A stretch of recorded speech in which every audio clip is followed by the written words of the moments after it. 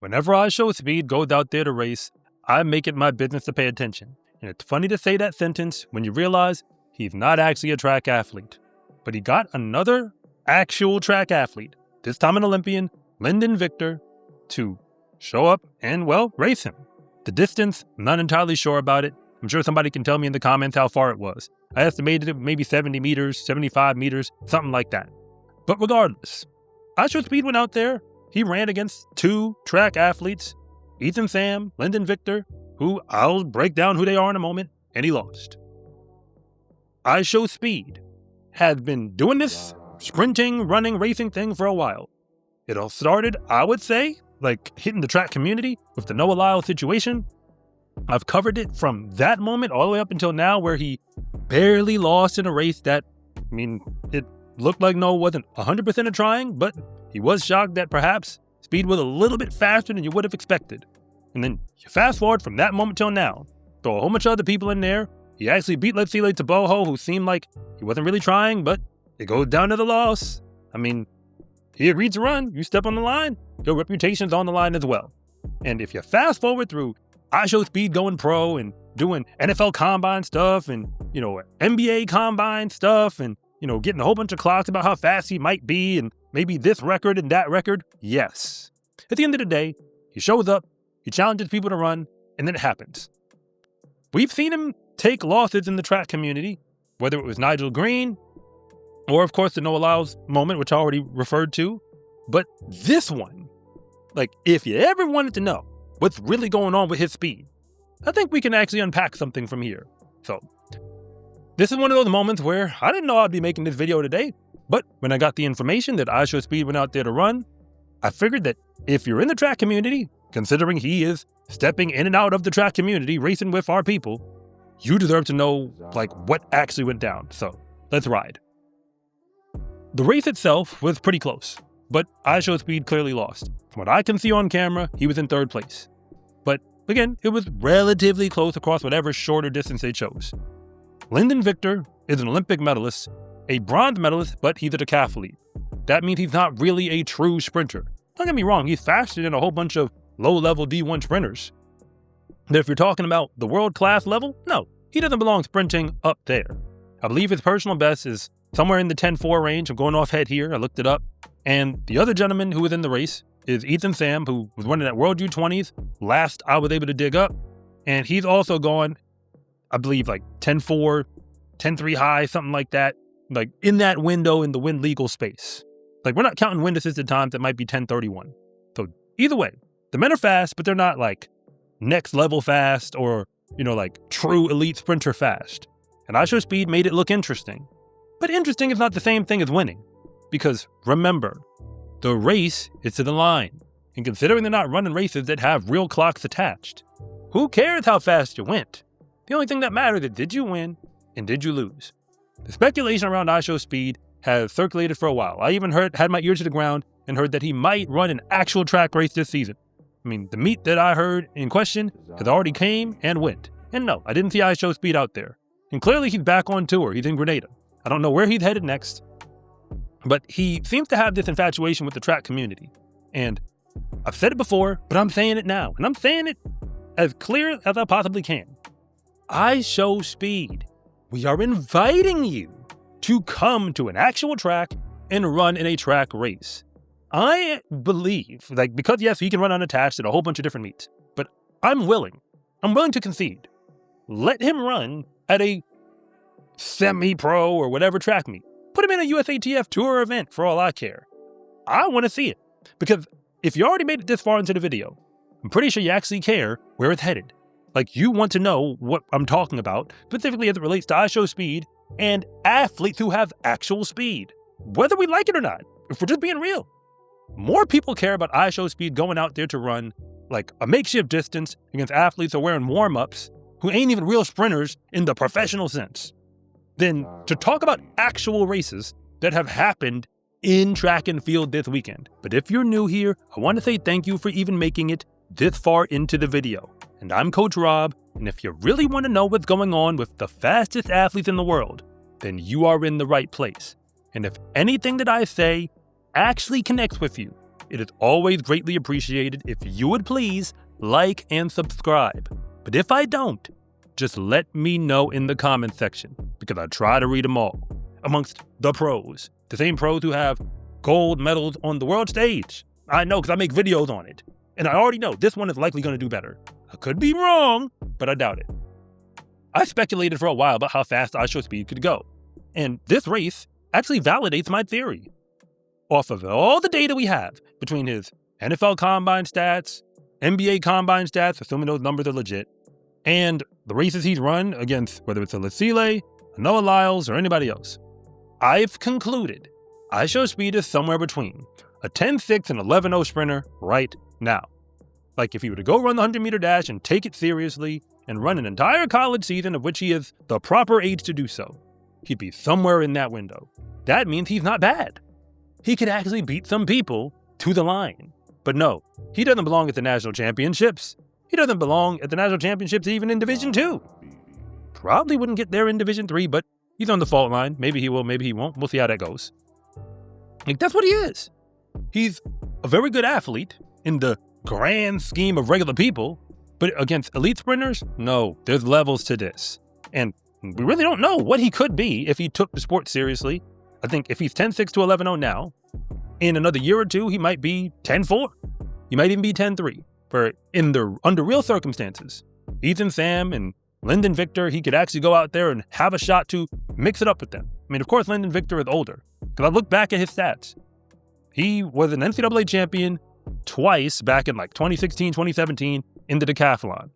And his sprinting speed seemingly has leveled up a little bit since he continued on to, I don't know if I want to call it the pro circuit, but, competing on the world stage. So, I mean, considering he's older, if IShowSpeed was going to take out an Olympian in a sprinting race, this might have been the moment where he had the best shot to do it.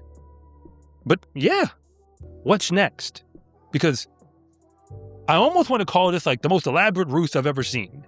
Like, it was said on the internet, not by me, but by somebody else, that to some degree, IShowSpeed is pretending to be fast. I won't go that far. I think he is fast by general standards. But if we're talking about track and field fast, yeah, he is pretending. Because he's challenging people. He even challenged Oblique Seville, who said, not worth my time. We didn't get to watch anything actually transpire. There was conversation between him and Usain Bolt even. I covered that on this channel. And Bolt was like, bro, I don't even think you can beat Shelly-Ann Fraser-Price right now. And she retired. Like, I mean, from what I've calculated, that would be a close race. IShowSpeed going all out, and Shelly-Ann Fraser-Price, even in retirement, it would be competitive. Especially if they do shorter distances, I'm taking Shelly-Ann, just being real. The longer the race goes, the more chance he might have, considering, the whole male-female dynamic. So, IShowSpeed has challenged his way all the way through this, speed saga from, now it's been almost 2 years, from the track community paying attention. But I'm now going to say the uncomfortable part out loud. IShowSpeed is on to something. To something that he figured out. Because yes, people are there to watch him. But if we want to be honest about track and field, that's what we've been doing anyway in the sprinting world. We're just tracking the athletes whom we want to see. Tom Jones doesn't mean anything as a meet. Nobody knows what that is. People don't even charge admission to go to the meet. But when Noah Lyles comes, it's a big deal. For that matter, when Jagari Richardson comes, it actually matters. That's what we're doing.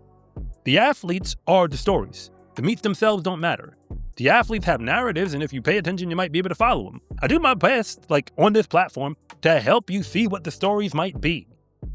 IShowSpeed does have a narrative, because he's challenged a whole bunch of people and he's given us a whole bunch of data. But it all keeps landing at, people care what he does. I'm pretty sure there's some people watching this video right now. Shout out to you. If you're really only here for the IShowSpeed narrative, you don't care about track and field, you don't care about sprinting and the grander scheme, you don't really know much about it, aside from maybe a few names here and there, and, of course, Usain Bolt in the term world record putting that together. Shout out if you're here. We thank you. I'm glad that you showed up. But what I do here is I talk about sprinting, specifically those who do it at the highest level. Whether you do it at the highest level in high school, the highest level in college, or the highest level of the pros. And although IShowSpeed doesn't have that type of talent to do it at the highest level for any of those, he is fast enough where he can disguise himself. And more importantly, He's figured out what works. He pulls up to a random place, says it's you versus me, let's go. From here to that tree over there, from here to that line over there. And he has cameras that make people, I guess, stop what they're doing and pay attention. That's what the streaming life is about. I am not a streamer. I ain't got the patience for it, to be real. But if this is what we're doing, like watching him, he has a whole community. And yes, they watch him for a whole bunch of other reasons aside from the running. But the running is now a part of the story. It's a part of the persona. I think as a track community, if you really want to see growth, we might need to lean a little bit more towards where he's at. I'm not saying race him. Like, no. That's not what I'm saying. But racing in context where if we step outside of what we consider to be the traditional track and field system, I'm not saying get rid of the races that we already have, but the system I've concluded is pretty allergic to change. We're probably not going to see much growth from the current structure of the system because all these meets that are happening have agendas, have people whose hands are involved with it, they have their priority list, and it's likely not changing. If you want change, we're going to have to set it up outside the system. Because if you're willing to do it, and you say you ain't scared, which some of the athletes tell me, pick a place, pick a distance, doesn't take a whole lot of setup beyond that. We show up and we race. We can tell the stories, we can film it, we can edit it, we can even make an Ultimate Fighter style TV show out of it if we really wanted to. But yeah, that might be the lowest level that we can get where actual money could be made, like profit could be generated through the sport. And I do mean, right now, you'd have to sell one event at a time or one race at a time, build that thing and then have the moment. Yeah, you can do undercards and things like that if you want to do live events, if that's really how you see it. But no, this, like what we're doing here in track, really needs to be honest when you see the IShowSpeed situation. Because the man didn't even win. The narrative is he almost won. People didn't care anything about Lindon Victor in the sprinting world until this moment. Ethan Sam, I had no reason to pay attention to him. I don't know if I ever will from this moment going forward. But IShowSpeed put them on the map by losing to them. This is where we're at. We need to be real about it as a track community. That IShowSpeed is essentially doing us a favor by coming up and challenging us and running with Letsile and doing all the rest of it. He almost ran against Ferdinand Omanyala over in Kenya. Apparently that fell apart, and you could almost argue that Omanyala was scared, because if IShowSpeed really is not that fast, it shouldn't be that much of a problem for a guy who's run anywhere between 9.7 to 9.9 basically every year for the past however long to be able to race him across any distance. A man who's made a world indoor final if you want to take short distances, but yes, it is what it is. So the IShowSpeed situation is continuing to grow. I don't know who he's going to challenge next. As far as I can tell, he's likely going to challenge people whom will have a chance to increase his profile. And if you are one of those people, which is not just somebody faster than him, but somebody who has a brand to protect, he's likely going to try to figure out a way to set something up, even if he has to spring it on you last minute. So every time you step on the line, just remember your reputation's on the line as well. But for now, score one for the track community against IShowSpeed.